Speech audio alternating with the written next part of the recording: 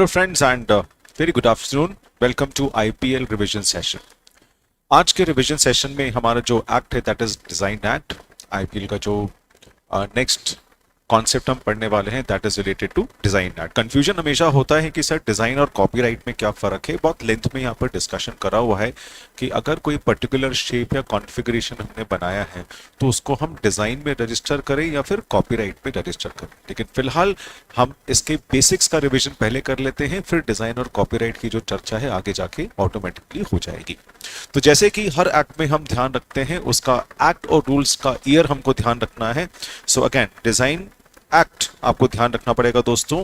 Design act is 2000 and design rules is 2001।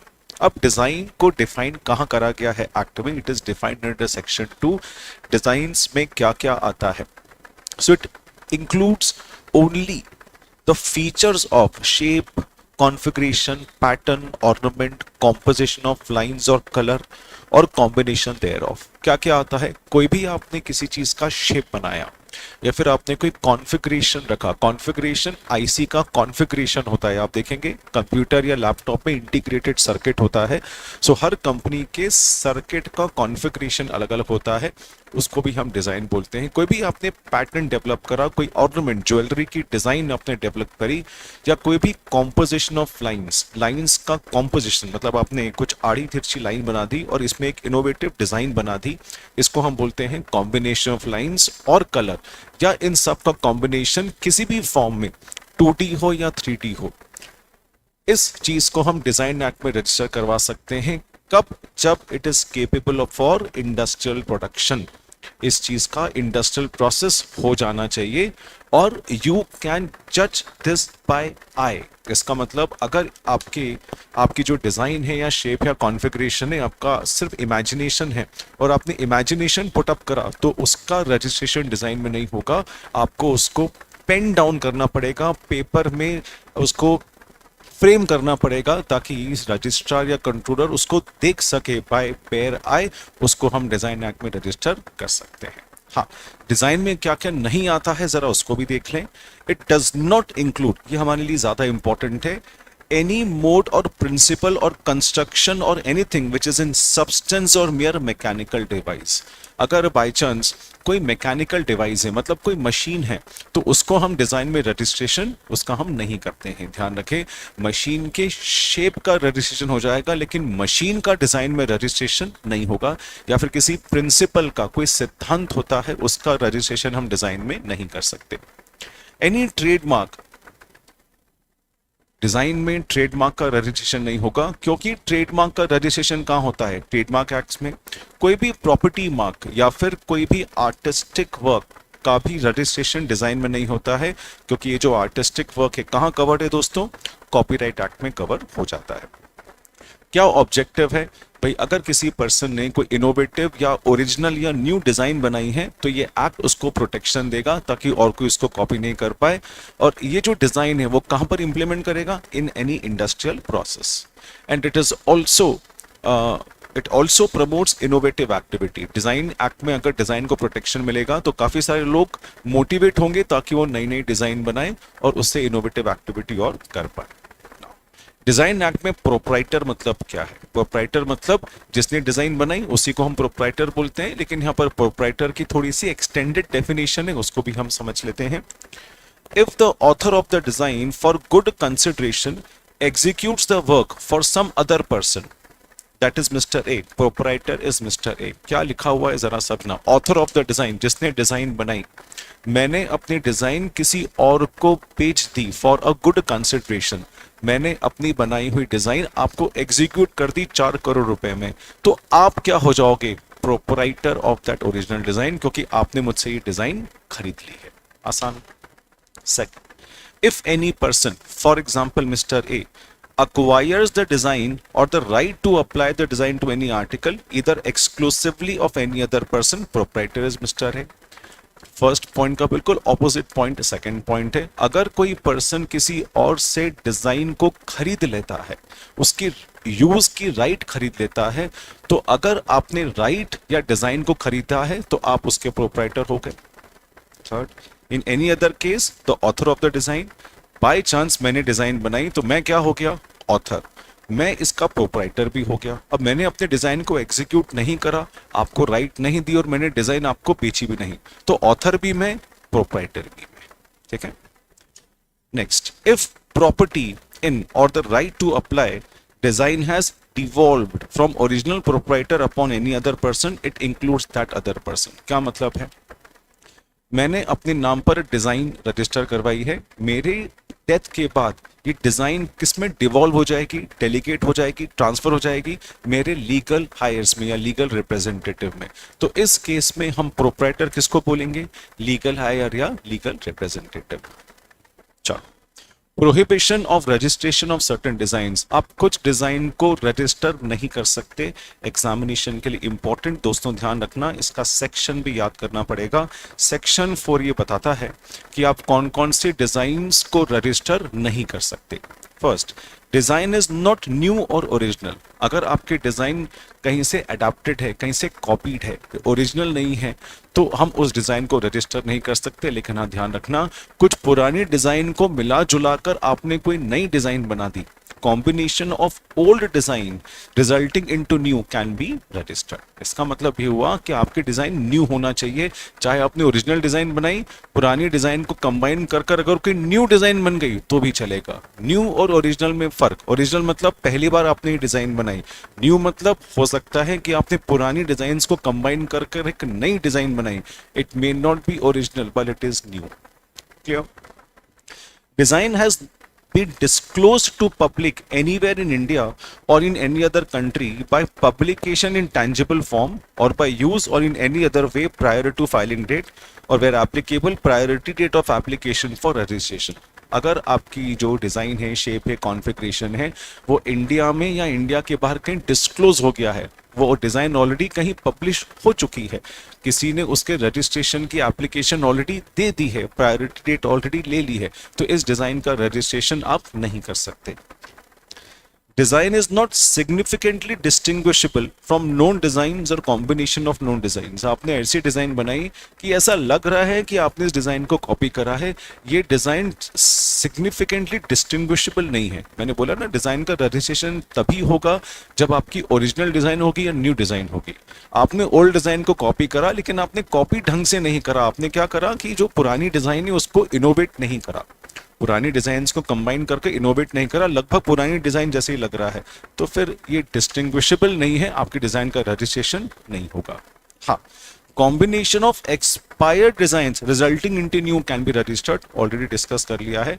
ऐसी designs जिसका registration खत्म हो गया है, डिजाइन एक्ट में हमको कितनी वैलिडिटी मिलती है, 10 साल की। एप्लीकेशन लगाई तो 5 साल की और मिल जाएगी। हाँ, आपने अगर इसको रिन्यू नहीं करा तो आपकी डिजाइन एक्सपायर हो जाएगी। एक्सपायर्ड डिजाइन्स को आपने कंबाइन कर कर कोई नई डिजाइन बना ली, it can be registered. Design comprises और कंटेन्स स्कैंडलस और ऑब्सीन मैटर।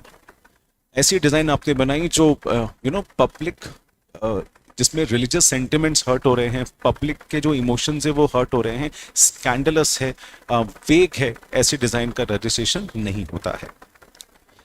चलिए, essential requirements for registration of design. अगर हमको डिजाइन का रजिस्ट्रेशन करवाना है तो इसके लिए हमारी एसेंशियल रिक्वायरमेंट्स क्या क्या है।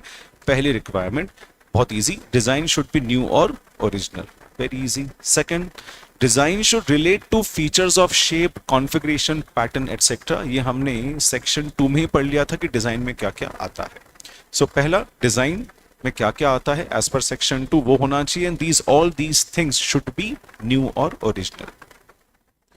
Third, design should be applied और applicable to an article by industrial process. आपके डिजाइन ऐसा होना चाहिए जो इंडस्ट्रियल या मैन्युफैक्चरिंग प्रोसेस में अप्लाई हो सके। अगर आपने डिजाइन बनाई, रजिस्ट्रेशन करने की कोशिश करी, लेकिन इंडस्ट्रियल प्रोसेस में नहीं आ पा रही है, तो इसका रजिस्ट्रेशन डिनाई हो जाएगा। Features of the design in finished article should appeal and are judged solely by eye. मैंने आपको बताया था ये टैंजिबल फॉर्म में होना चाहिए, आपको इसको पेन डाउन करना पड़ेगा, प्रिंट देना पड़ेगा, ताकि डिजाइन का रजिस्ट्रेशन हो सके। It should be visible. Any mode, principle or construction or mechanical device is not registrable, है ना। मैं आपको बताया था कोई भी मशीन हो इसका रजिस्ट्रेशन नहीं हो सकता। फॉर एग्जाम्पल दोस्तों, आपने एक चाबी की डिजाइन बनाई, आपने एक चाबी की डिजाइन बनाई, चाबी ऐसी कुछ होती है, अब अगर आपने इस चाबी की डिजाइन का रजिस्ट्रेशन लेने की कोशिश करी तो चाबी का रजिस्ट्रेशन नहीं होगा, ध्यान रखें, it is a mechanical device. समझ में आ रहा है? क्योंकि सारी चाबी का शेप ऐसे ही होगा। अगर आपने रजिस्ट्रेशन ले लिया तो क्या दूसरे लॉक वाले चाबी बनाएंगे नहीं क्या?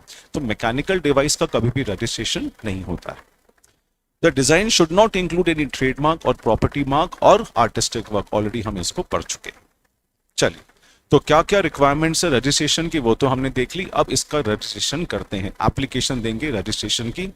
कंट्रोलर में on application of any person claiming to be proprietor of new or original design not previously published register the design under this act। भाई पहले कंट्रोलर ये देखेगा कि ये डिजाइन ऐसा तो नहीं कि ये प्रोहिबिशन की लिस्ट में आ रही है, फिर वो चेक करेगा क्या ये ओरिजिनल ऑथर या प्रोप्राइटर है, ये पब्लिक ऑर्डर के अगेंस्ट तो नहीं है।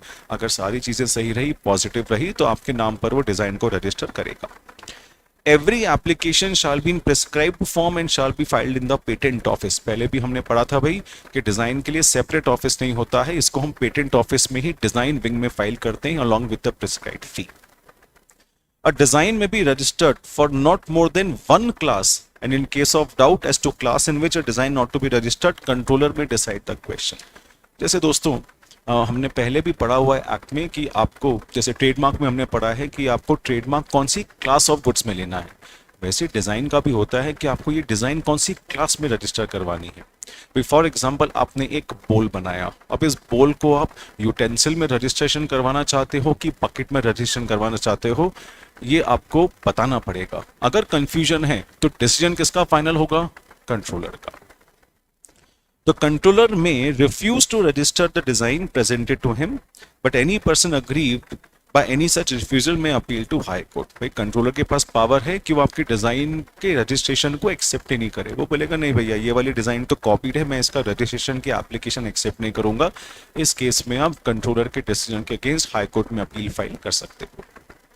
An application which owing to any default or neglect on the part of applicant has not been completed so as to enable registration within prescribed time shall deemed to be abandoned। नहीं भी पढ़ा था तो भी समझ में आता कि अगर आपने एप्लीकेशन गलत सबमिट करी, पर्टिकुलर्स गलत दे दिए, या कंट्रोलर ने जो डॉक्यूमेंट्स है इंफॉर्मेशन मांगी वो आपने सबमिट नहीं करी, तो your application shall be deemed to be rejected, deemed to be abandoned.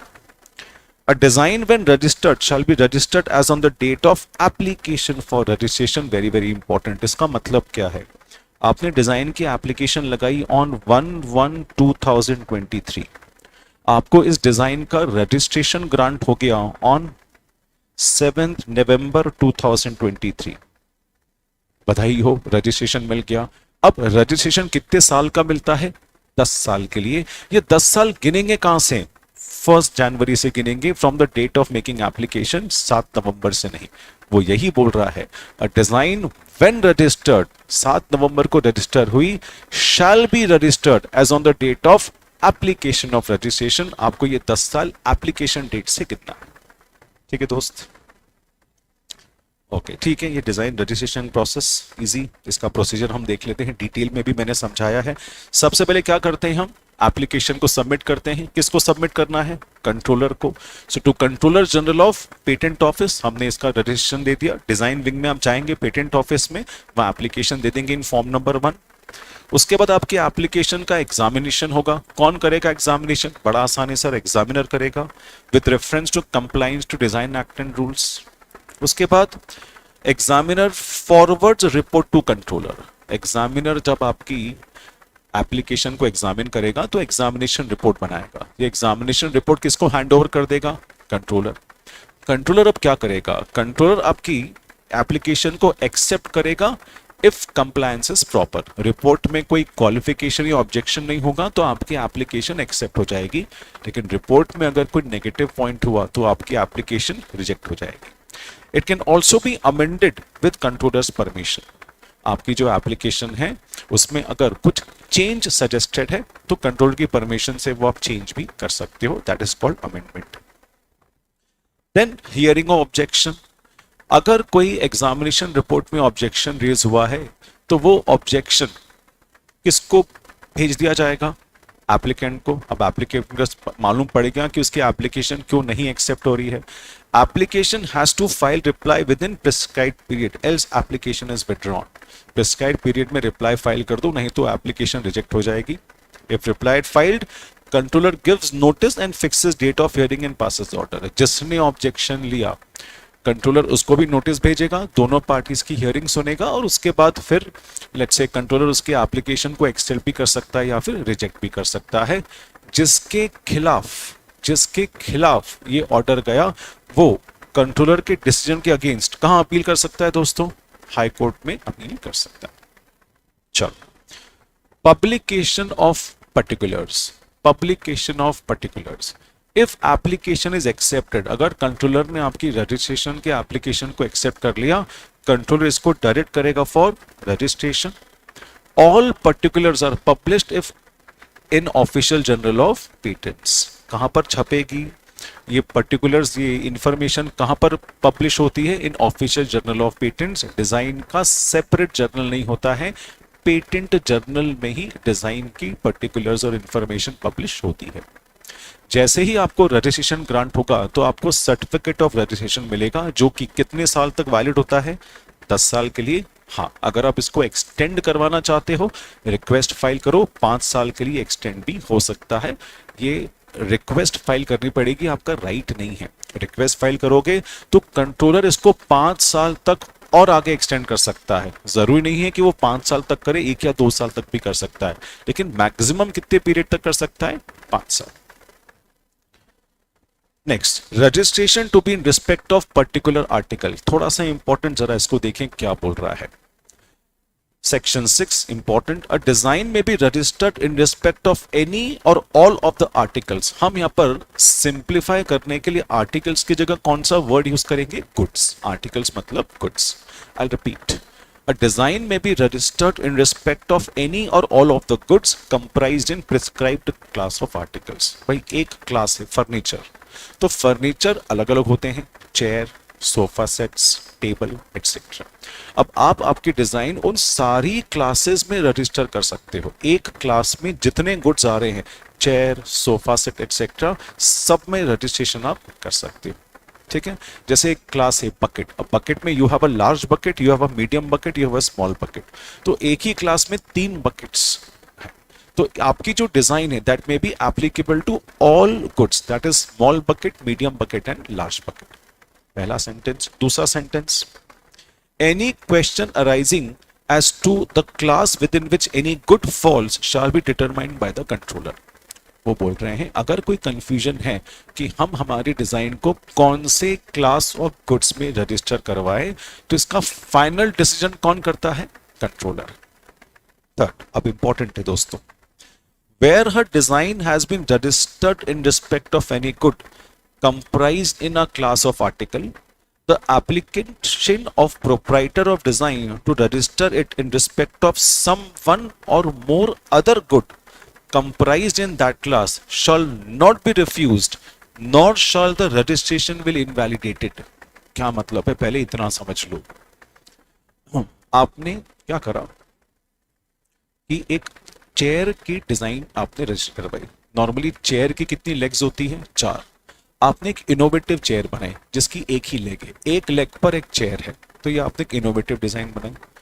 अब ये चेयर कौन सी क्लास ऑफ गुड में आएगा? फर्नीचर।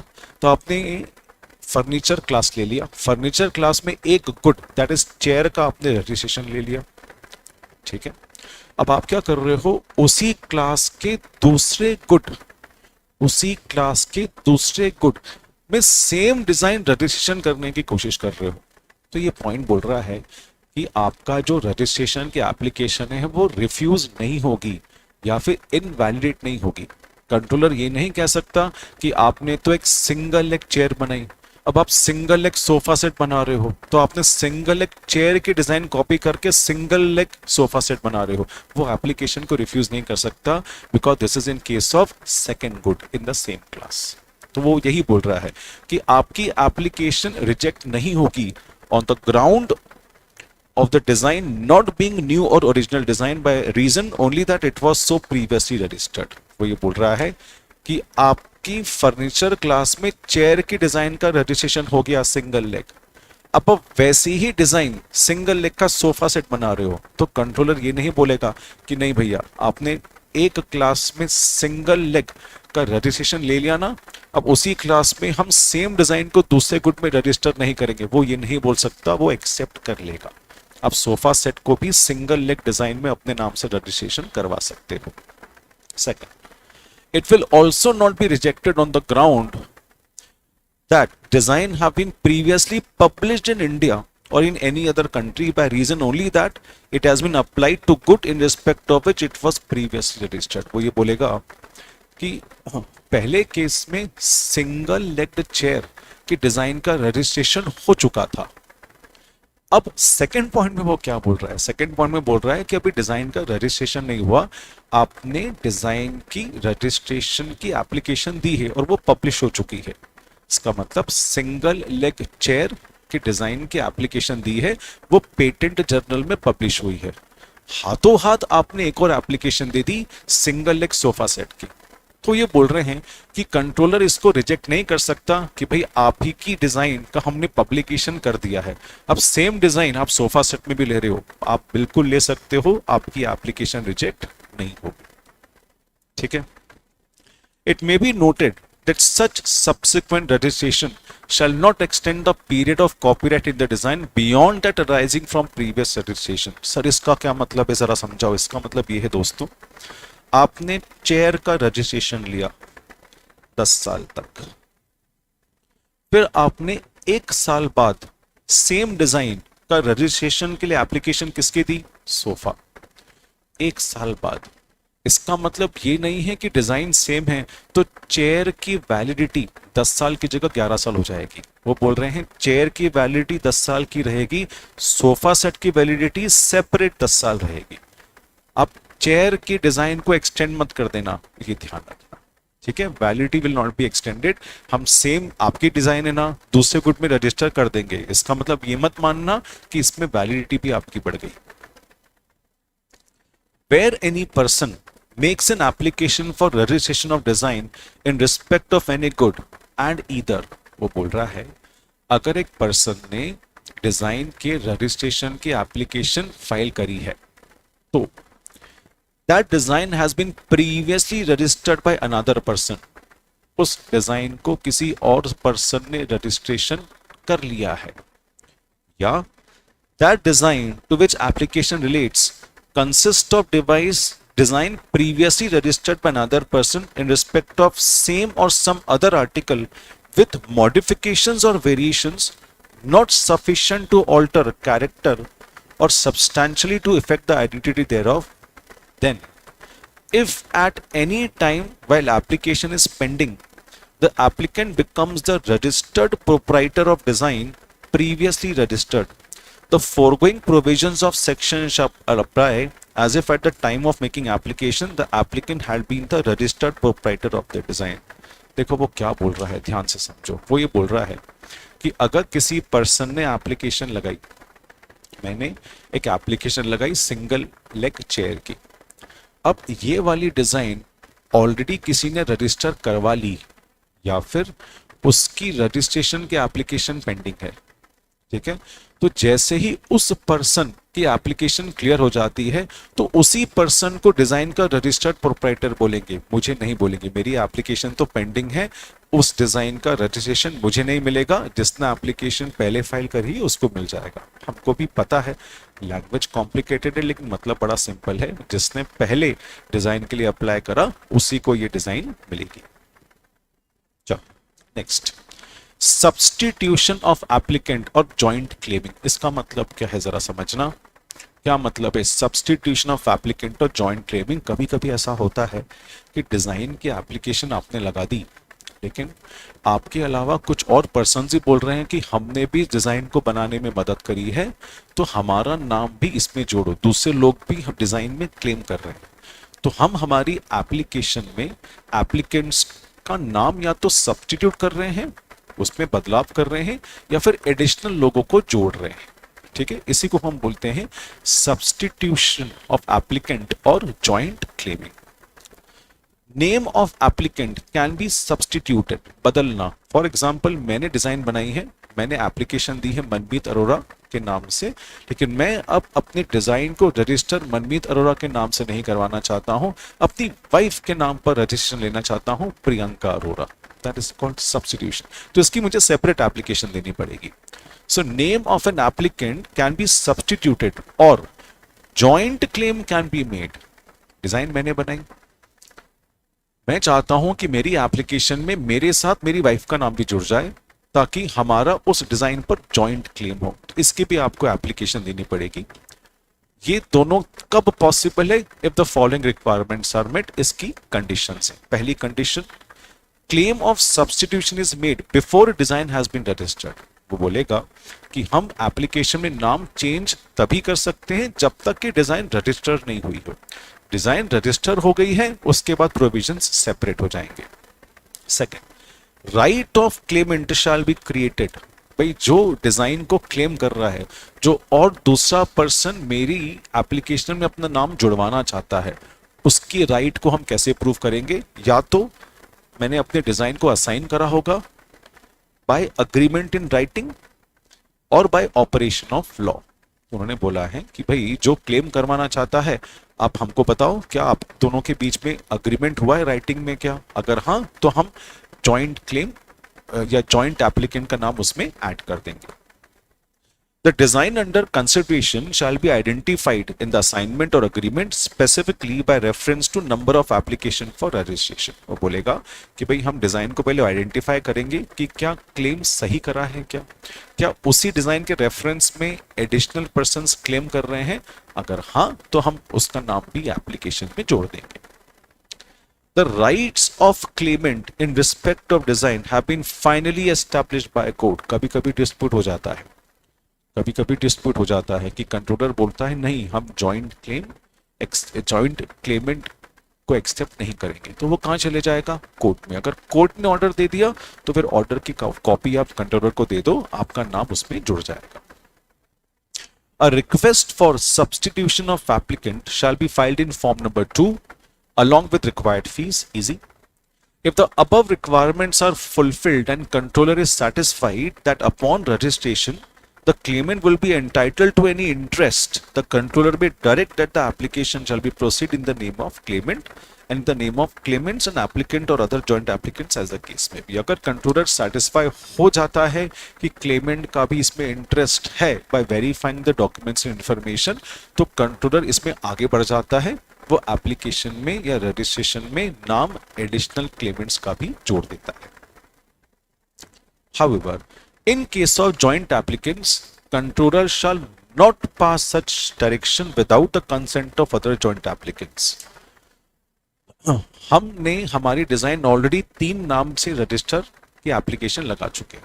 रजिस्ट्रेशन के एप्लीकेशन में 3 नाम, अब 4th नेम का सजेशन मैंने दे दिया, मैंने एप्लीकेशन लगा दी, तो कंट्रोलर तब तक 4th नेम का रजिस्ट्रेशन एक्सेप्ट नहीं करेगा जब तक कि मेरे अलावा जो 2 और लोग हैं उनकी कंसेंट आ जाए।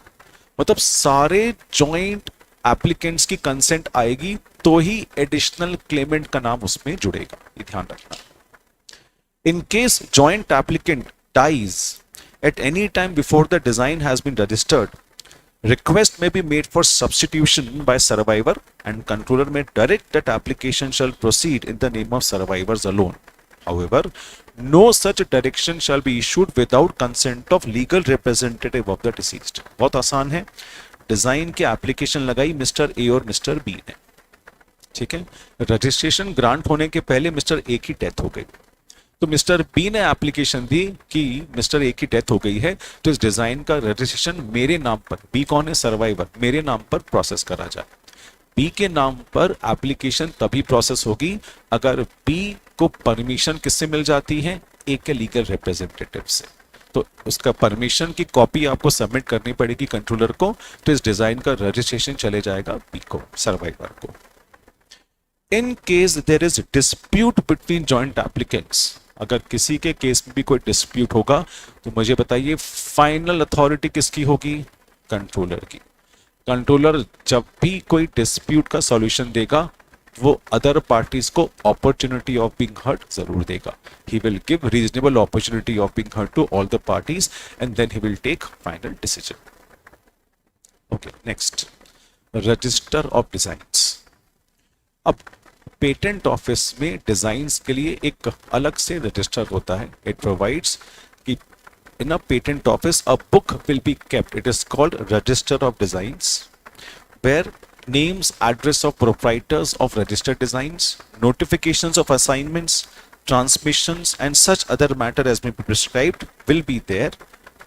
It may be maintained wholly or partly on computer, floppy diskettes, subject to safeguards, etc. बहुत इजी है. हर पेटेंट ऑफिस में डिजाइन के रजिस्ट्रेशन के लिए जब भी एप्लीकेशन आती है और रजिस्ट्रेशन ग्रांट होता है, इन सब की एंट्री कहां पर कर दी जाएगी? डिजाइन रजिस्टर में. और उस डिजाइन से रिलेटेड जितनी भी आगे प्रोसेसिंग होगी, चाहे उस का असाइनमेंट हुआ हो, ट्रांसमिशन हुआ हो, ट्रांसफर हुआ हो, उन सब को भी उसमें रिकॉर्ड करना जाएगा. ठीक है. Now important, copyright of registration. बहुत इजी है. यहां पर कॉपीराइट मतलब राइट इन डिजाइन. हाँ, इसको कॉपीराइट एक्ट से कनेक्ट मत कर लेना. कॉपीराइट ऑफ रजिस्ट्रेशन मतलब राइट इन योर डिजाइन. बहुत इजी है. So when a design is registered proprietor of design shall have right. हम राइट समझते हैं, कॉपीराइट से कंफ्यूज हो जाओगे. Shall have right in the design during 10 years. 10 साल तक उसके बाद राइट रहेगा. और अगर बाय चांस वो एक्सटेंड करवाना चाहे तो मुझे बताओ कितने साल तक वो और एक्सटेंड करवा सकता है? 5 साल. ध्यान रखना, एक्सटेंशन की एप्लीकेशन आपको देनी पड़ेगी. हाँ, एप्लीकेशन नहीं दोगी तो 10 साल बाद आपकी डिजाइन लैप्स हो जाएगी. खत्म. अब डिस्कशन है दोनों, डिजाइन एंड आर्टिस्टिक वर्क. इसका केस लॉ ध्यान रखना है. केस लॉ क्या था? Microfibers incorporation versus Girdhar and company. Microfibers incorporation versus Girdhar and company. इस केस लॉ की जिस्ट समझ लो क्या है. उन्होंने बोला है कि भी आर्टिस्टिक वर्क को डिफाइन कहां पर करा गया है? कॉपीराइट वर्क, है ना. आर्टिस्टिक वर्क को डिफाइन कहां पर करा गया है? कॉपीराइट में. और बाय चांस आप डिजाइन बनाते हो तो डिजाइन में स्पेसिफिकली ये बोल दिया कि जो आर्टिस्टिक वर्क कॉपीराइट में रजिस्टर्ड है उसको डिजाइन एक्ट प्रोटेक्शन नहीं देगा. मतलब आप डबल प्रोटेक्शन नहीं ले सकते हो. या तो डिजाइन में ले लो या कॉपीराइट में ले लो. कॉपीराइट वाले भी आपको एक्सक्लूसिव राइट देता है भैया, और डिजाइन वाला भी आपको एक्सक्लूसिव राइट देता है. अब दोनों को अगर हम ध्यान से पढ़ते हैं, अब personal of copyright and design rate makes it clear, ये बहुत इंपॉर्टेंट है, that legislative intent was to grant higher protection to pure original works such as painting, sculptures and lesser protection to design activity. मतलब अगर हम दोनों loss को एक साथ पढ़ते हैं तो ये समझ में आता है कि कॉपीराइट में प्रोटेक्शन ज्यादा देते हैं, डिजाइन में कम देते हैं. सर कैसे? याद करो, कोई भी आर्टिस्टिक वर्क का अगर हम कॉपीराइट लेते हैं तो उसका प्रोटेक्शन अपने को कब तक मिलता है? Life time of the author. जिसने आर्टिस्टिक वर्क बनाया है, पेंटिंग बनाया है, स्कल्पचर बनाया है, उसकी पूरी उम्र भर तक उसको कॉपीराइट रहेगा. प्लस जिस साल उसकी डेथ हुई अगले साल की पहली तारीख से 60 साल तक भी हम उसको प्रोटेक्शन देंगे. डिजाइन में कितना प्रोटेक्शन मिलता है? 10 साल. ज्यादा से ज्यादा 15 साल अगर आपने एक्सटेंशन की एप्लीकेशन लगाई. तो इसी से ई पॉइंट क्लियर करता है कि लेजिस्लेटिव इंटेंट क्या है, लेजिस्लेशन लॉ का इंटेंशन क्या है कि वो ज्यादा प्रोटेक्शन किसको दे रहे हैं? कॉपीराइट को. कम प्रोटेक्शन किसको दे रहे हैं? डिजाइन. तो इसका मतलब क्या अपने को कॉपीराइट भी रजिस्ट्रेशन करवाना चाहिए? नहीं दोस्तों. अब यहां पर आपको इसकी जिस्ट याद करनी पड़ेगी. इसकी जिस्ट क्या है वो जरा देखो, ये सबसे इंपॉर्टेंट पॉइंट है इसकी जिस्ट का. If it is a design registrable under designs act but has not been registered, the design would continue to enjoy copyright protection under the act. उन्होंने बोला है कि अगर आपने किसी डिजाइन को डिजाइन एक्ट में रजिस्टर नहीं करा या डिजाइन एक्ट में रजिस्ट्रेशन हटा दिया, निगलेक्ट हो गया, तो उसका रजिस्ट्रेशन कॉपीराइट में आप करवा सकते हो. फिर कॉपीराइट की लिमिट चलती जाएगी. लेकिन दोस्तों कॉपीराइट आपने ले लिया, लेकिन अगर आपने उस कॉपीराइटेड डिजाइन को इंडस्ट्रियल प्रोसेस में डाला तो अब ज्यादा से ज्यादा उसको कितनी बार इंडस्ट्रियल प्रोसेस में यूज कर सकते हो? 50 बार, 50 टाइम्स. एक और बार, मैंने पेंटिंग बनाई, मैंने पेंटिंग को डिजाइन रजिस्टर नहीं करा, मैंने कॉपीराइट ले लिया उसका। स्कल्पचर बनाया, किसी शेप, कोई मैंने शेप बनाया, मैंने शेप का कॉपीराइट ले लिया। अब उस शेप को मैं इंडस्ट्रियल प्रोसेस में ले गया, मैं अब उसको रीयूज करना चाहता हूं, मार्केट में सेल करना चाहता हूं। तो मैं ज्यादा से ज्यादा इंडस्ट्रियल प्रोसेस कितनी बार कर सकता हूं, ध्यान रखना, कितनी बार, कितने साल नहीं, कितने बार, 50 बार। 50 बार के बाद उसको हम इंडस्ट्रियल प्रोसेस में और नहीं डाल सकते। सो ये तो बिजनेस की लिमिटेशन हो गई। बिल्कुल दोस्तों, कॉपीराइट में आपका राइट का प्रोटेक्शन ज्यादा है लाइफ टाइम तक, लेकिन इंडस्ट्रियल प्रोसेस कितनी बार अलाउ करा है? 50 बार। क्या डिजाइन में ऐसा कुछ है क्या? नहीं सर, डिजाइन्स रजिस्टर्ड तो होती है 10 साल के लिए, ज्यादा से ज्यादा 15 साल के लिए, लेकिन इसमें ये लिमिटेशन नहीं है कि आप इसको कितनी बार इंडस्ट्रियल प्रोसेस में डाल सकते हो। 10 या 15 साल में आप इसको 50 बार इंडस्ट्रियल प्रोसेस में डालो, 500 बार डालो, 50,000 बार डालो, 5 लाख बार डालो, इस पर कोई रेस्ट्रिक्शन नहीं है।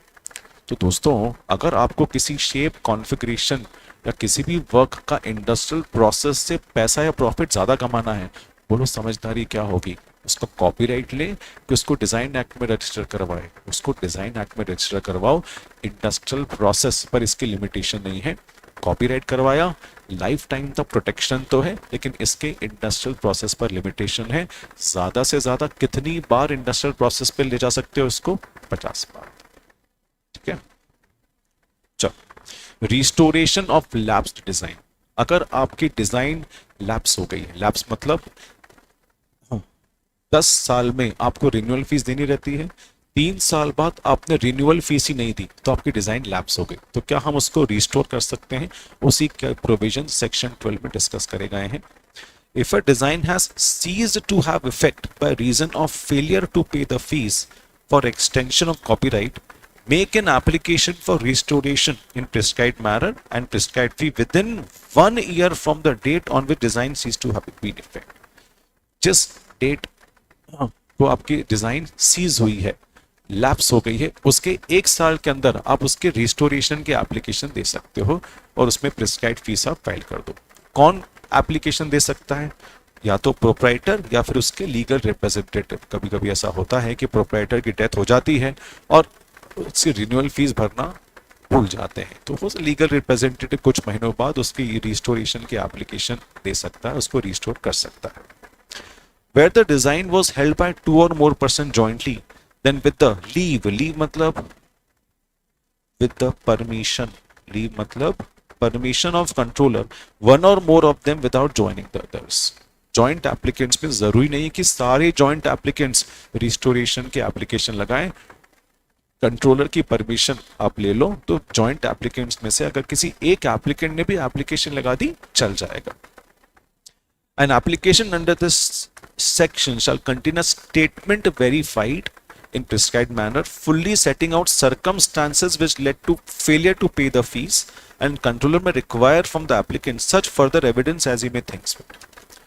वो बोल रहे हैं अगर आप रिस्टोरेशन के एप्लीकेशन लगाते हो तो आपको एक स्टेटमेंट देना पड़ेगा, फुल्ली वेरीफाइड, मतलब साइन भी करने पड़ेंगे, उस पर रीजंस बताने पड़ेंगे कि भैया आपने फीस क्यों नहीं पे करी, सर्कमस्टांसेस आपको बताने पड़ेंगे।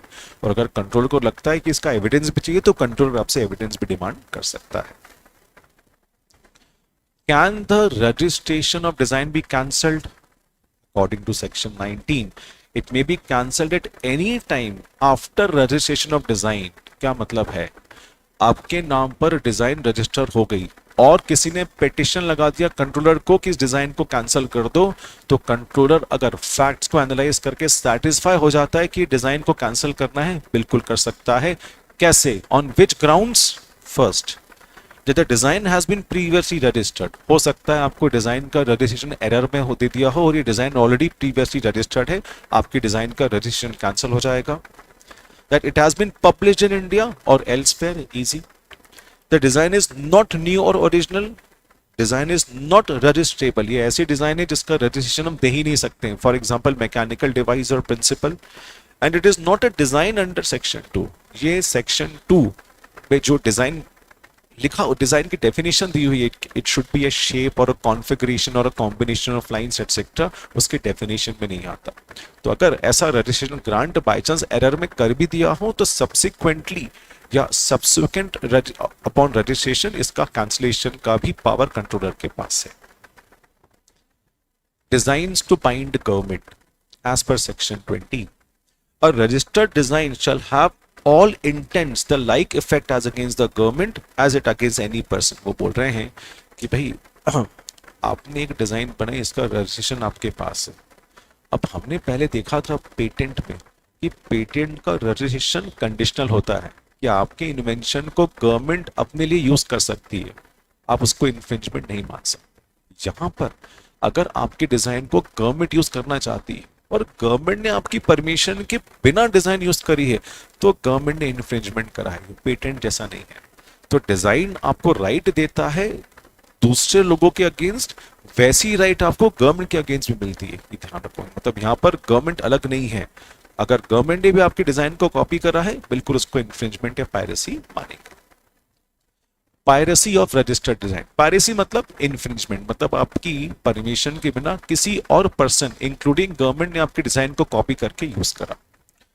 Piracy means application of a design और इट्स इमिटेशन, इमिटेशन मतलब कॉपी करना, to any article belonging to class of goods in which design has been registered for purpose of sale or importation without the written consent of registered proprietor।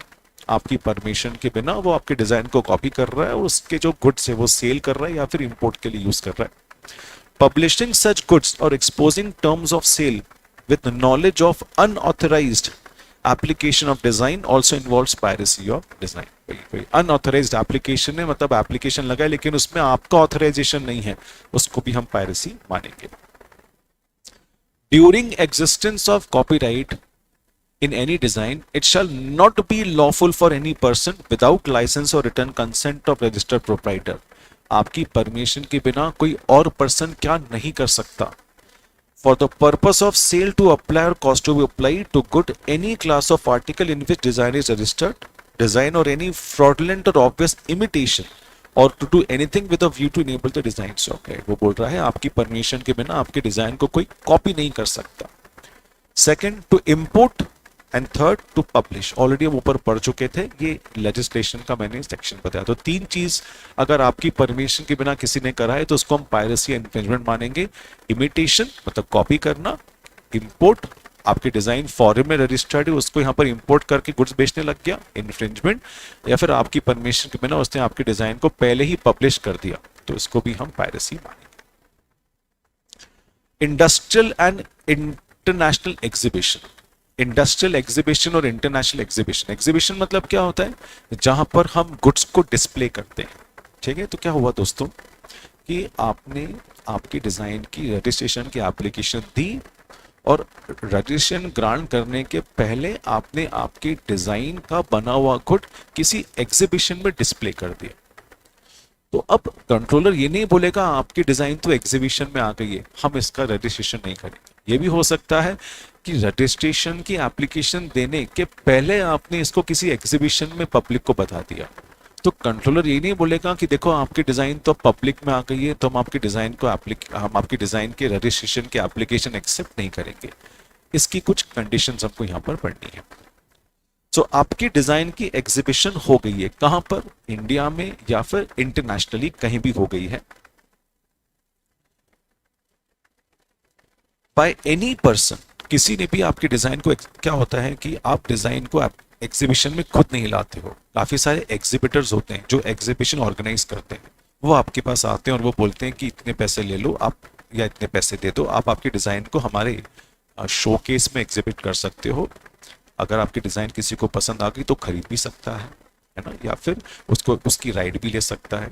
तो आपके on भी यहाँ पर किसी भी person ने आपके डिजाइन को एग्जिबिट करा या फिर किसी पर्सन ने आपकी परमिशन के बिना आपके डिजाइन को एग्जिबिट कर दिया विदाउट प्रिविटी और consent of proprietor shall not prevent design from being registered और इनवैलिडेट द रजिस्ट्रेशन। वो बोलेगा आपकी कंसेंट के बिना अगर किसी और पर्सन ने आपकी डिजाइन को किसी एग्जीबिशन में एग्जिबिट कर दिया तो आपका रजिस्ट्रेशन इनवैलिडेट नहीं हो जाएगा, आपको फिर भी रजिस्ट्रेशन मिलेगा, provided the exhibitor exhibiting design article or publishing gives to the controller previous notice in the prescribed form.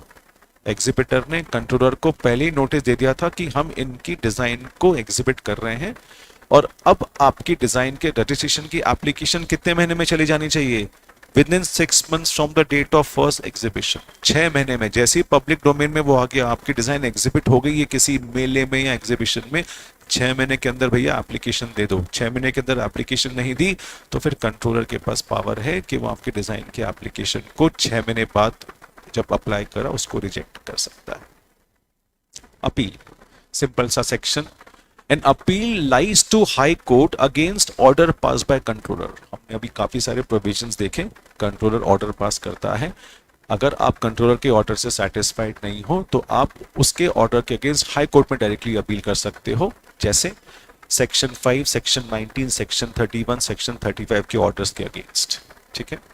In calculating said period of 3 months, the time taken in granting a copy of order appealed against shall be excluded. वो क्या बोल रहा है देखो, ये जो concept है ये 4th पॉइंट से रिलेटेड है।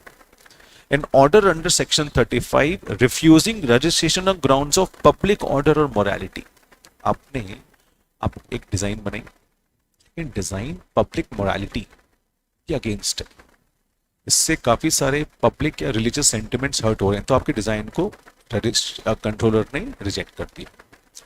अब इस रिजेक्शन के अगेंस्ट आप अपील फाइल कर सकते हो, कब? With in 3 months appeal file कर सकते हो हाई कोर्ट में विद इन 3 months।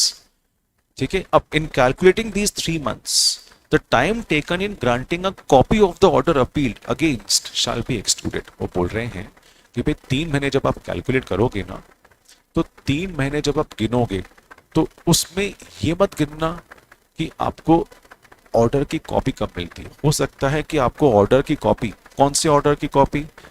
जब आपका जो रजिस्ट्रेशन रिजेक्ट हो गया था उसके ऑर्डर की कॉपी। बाय चांस उस ऑर्डर की कॉपी मिलने में ही आपको 2.5 महीने लग गए, तब आपके पास तो टाइम ही नहीं बचा अपील करने का। तो अगर आपको ऑर्डर मिला, उस ऑर्डर के मिलने के बाद 3 महीने गिनना चालू कर देना, ये ध्यान रखना। High court if it thinks fit, obtain the assistance of an expert in deciding such appeals and decision of the High Court shall be final। जो हाई कोर्ट बोलेगा वो डिसीजन उसका फाइनल हो जाएगा। चल, तो बड़ा सिंपल सा था दोस्तों डिजाइन एक्ट, इसका आप रिवीजन करें अच्छे से और एग्जामिनेशन के लिए प्रिपरेशन करें।